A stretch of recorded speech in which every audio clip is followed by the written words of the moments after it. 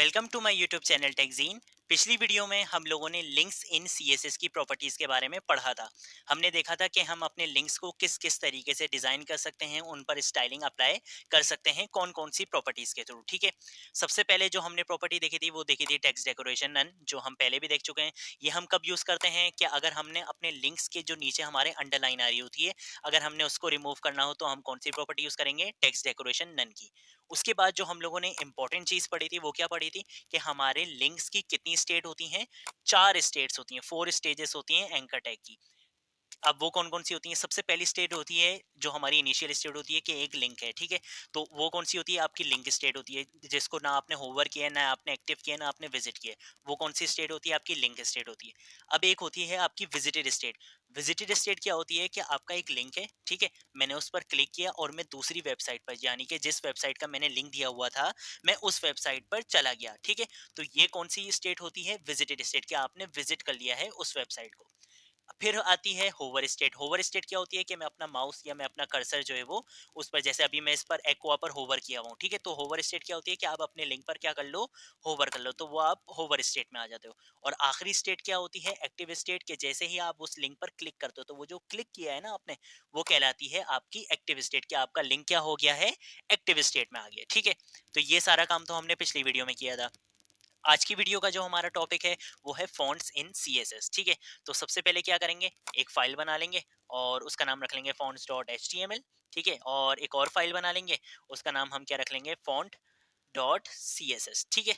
दो हमने फाइल्स बना ली, पिछली फाइल्स को क्लोज कर देंगे, एच टी एम एल की फाइल में आएंगे, एक्सक्लेमेशन मार्क लगाएंगे, हिट एंटर करेंगे, ये हम आ गई, हमारी बॉयलर टेम्पलेट जनरेट हो गई।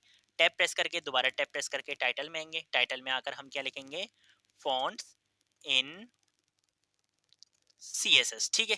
ये हमने कर लिया। दोबारा टैब प्रेस करके हम आएंगे बॉडी के टैग में, बॉडी के टैग में आकर मैं लिखूंगा H1, और H1 में मैं क्या लिख लूंगा, फॉन्ट्स इन सी एस एस, ठीक है? ये मैंने कर लिया। अब मैं क्या करूंगा, मैं आता हूँ नीचे और एक पैराग्राफ बना लेता हूँ।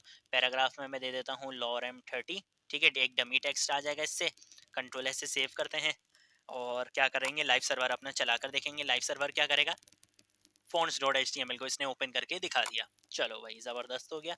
अब हम क्या करेंगे, अपनी fonts dot C S S की फाइल को लिंक करवाएंगे। लिंक कैसे करवाते हैं, link colon C S S लिखेंगे, यहाँ पर मैं अपनी फाइल का नाम लिखूंगा font dot C S S. अपनी फाइल में आऊंगा, फाइल में आने के बाद मैं H1 को टारगेट करूंगा। अच्छा, अब मैं डायरेक्ट H1 को क्यों टारगेट कर रहा हूँ, क्योंकि मैंने अपने H1 के टैग में कोई क्लास या कोई आईडी नहीं दी हुई। क्लास कैसे, अगर मैं क्लास दे देता वहां पर, फॉर एग्जांपल फर्स्ट नाम से कोई क्लास दे देता, तो मुझे डॉट लगाकर फर्स्ट लिखना पड़ता, तब जो है वो मेरा H1 का टैग एक्सेस होता या टारगेट होता। अगर मैं आईडी देता तो मुझे हैश लगाकर आईडी का नाम लिखना पड़ता, तब मैं अपने H1 को टारगेट कर सकता था। लेकिन मैंने ना कोई आईडी दी है ना कोई क्लास दी है, तो मैं डायरेक्टली H1 को टारगेट कर सकता हूँ। अच्छा, फॉन्ट में सबसे पहली प्रॉपर्टी जो हम पढ़ेंगे वो पढ़ेंगे फॉन्ट साइज की, ठीक है? अब देखो नाम से ही पता चल रहा है फॉन्ट साइज से होगा क्या। अगर मैं फॉन्ट साइज दे दूं फॉर एग्जांपल 50 पिक्सल, कंट्रोल ऐसे सेव करेंगे। अब H1 का साइज देखो कितना बड़ा हो गया, ठीक है? तो फॉन्ट साइज हम किस लिए यूज करते हैं, हमारा जो फॉन्ट है उसका साइज बढ़ाने के लिए या कम करने के लिए। अब मैं कम करके अगर आपको दिखाऊं, मैं इसका 5 पिक्सल करूं, कंट्रोल ऐसे सेव करूंगा और जरा यहाँ पर आकर आपको दिखाऊं तो देख रहे हो कितना छोटा हो गया। तो ये चीज हम किस लिए यूज करते हैं, हम यूज करते हैं अपने फॉन्ट का साइज बढ़ाने के लिए या कम करने के लिए। अब दूसरी प्रॉपर्टी होती है हमारी फॉन्ट वेट की, ठीक है?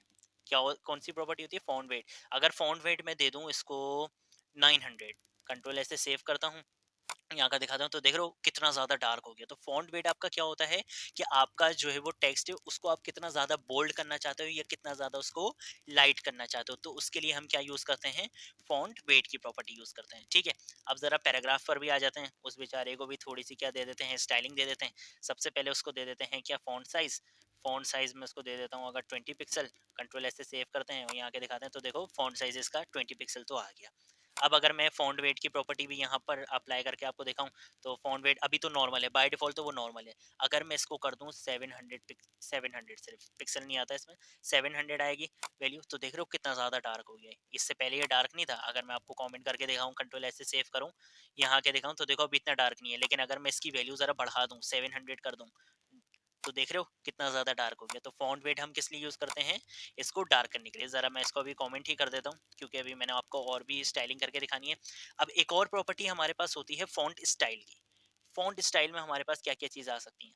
फॉन्ट स्टाइल में देखो हम अगर लिखें इटैलिक, इटैलिक से होता क्या है, इटैलिक से ये होगा कि आपका जो फॉन्ट होगा वो थोड़ा सा टेढ़ा होके दिखेगा, देख रहे हो, थोड़ा सा आपको इस तरीके से आपका फॉन्ट दिख रहा होगा, ठीक है। तो इटैलिक लिख सकते हो, बोल्ड लिख सकते हो, ठीक है, इस तरीके से आप प्रॉपर्टीज को यूज कर सकते हो। मैं भी आप लोगों को बताऊंगा इनकी और वैल्यूज क्या होती हैं, ठीक है। अब एक वैल्यू होती है, एक प्रॉपर्टी होती है आपके पास फॉन्ट वेरिएंट की। किसकी? फॉन्ट वेरिएंट की। फॉन्ट वेरिएंट, और अगर मैं बाय डिफॉल्ट तो देखो नॉर्मल ही होता है, ठीक है। अगर मैं इसको वैल्यू दे दूं स्मॉल कैप्स, तो स्मॉल कैप्स से पता है क्या होगा, कंट्रोल एस से सेव करेंगे, यहाँ आएंगे तो देखो इससे हुआ ये कि सारे लेटर्स कैपिटल तो हो गए, लेकिन सबका साइज देख रहे हो, ये देख रहे हो सबका साइज जो है वो आपको सेम दिख रहा है। देखा, सबका साइज आपको क्या दिख रहा है, बिल्कुल सेम दिख रहा है, और स्मॉल स्मॉल में दिख रहे हैं आपको।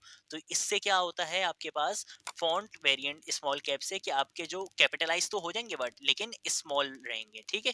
कैपिटलाइज हो जाएंगे, कैपिटलाइज वे में दिखेंगे, लेकिन आपको किस में दिखेंगे, स्मॉल साइज में दिखेंगे, ठीक है। आखिरी प्रॉपर्टी जो हम पढ़ेंगे अभी इस वीडियो में वो है हमारी फॉन्ट फैमिली की।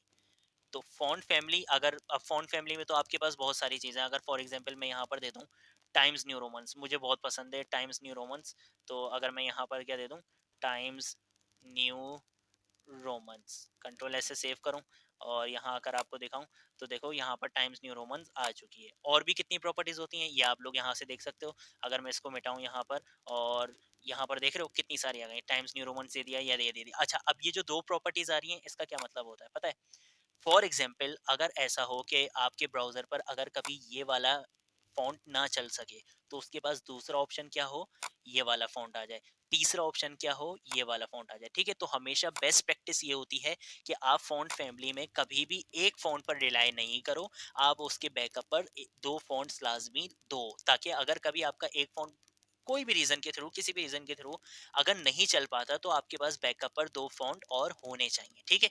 तो आज की वीडियो के लिए इतना ही। नेक्स्ट वीडियो बहुत अच्छी होने वाली है, क्योंकि उसमें हम पढ़ेंगे कि हम गूगल फॉन्ट्स को, क्योंकि ये तो बहुत कम फॉन्ट्स हैं जो अभी हमने देखे थे, ये तो बहुत कम फॉन्ट्स हैं, ठीक है, बहुत कम प्रॉपर्टीज हैं। अब जो हम देखेंगे असल में, कि जो हम देखेंगे, जो हम डेवलपमेंट में भी देखेंगे, कि हम बहुत सारी वेबसाइट्स पर बहुत जबरदस्त जबरदस्त फॉन्ट्स देख रहे होते हैं, ठीक है, उबंटू होता है और बहुत सारे फॉन्ट्स हैं। तो वो सारे फॉन्ट्स को हम क्या करेंगे, पॉपिन से एक फॉन्ट होता है, बहुत सारे फॉन्ट्स हैं, तो हम उन सारे फॉन्ट्स को एक्सप्लोर करेंगे कहाँ से, गूगल फॉन्ट से। अब गूगल फॉन्ट्स को किस तरीके से इंपोर्ट करते हैं हम यहाँ अपनी CSS की फाइल में, ये सारी चीज़ें हम नेक्स्ट वीडियो में कवर करेंगे। तो आज की वीडियो के लिए इतना ही। अब हम मिलेंगे नेक्स्ट वीडियो में नेक्स्ट टॉपिक के साथ, तब तक के लिए बाय बाय।